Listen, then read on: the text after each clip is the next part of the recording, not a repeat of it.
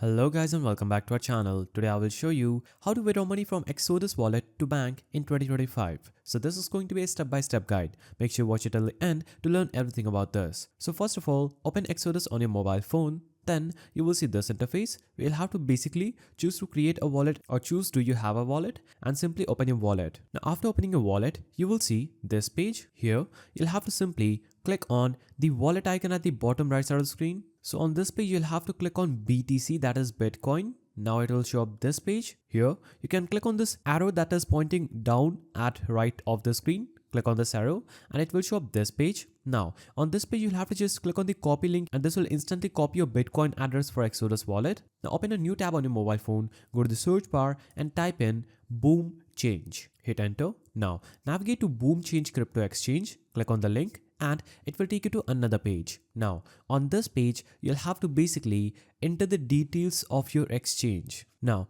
on this page, you'll have to click on this USDT here and choose Bitcoin. Now, in this, you'll have to choose your bank account. For example, if your bank account is linked to PayPal, Payoneer, Skrill, TransferWise, Cash App, or any other method. So I'm going to choose PayPal for example. Now you'll have to simply enter the amount of Bitcoin you want to get. And as you can see, now click on exchange button and this will take you to this page. Here, you'll have to enter your PayPal email address and click on continue. Now choose I agree with terms of use and policy, click on confirm and this will take you to this page. So now just follow the prompts given at this page and you would have successfully withdrawn your money from Exodus wallet to your bank account. If you found this guide helpful, please don't forget to give it a thumbs up and thanks for watching.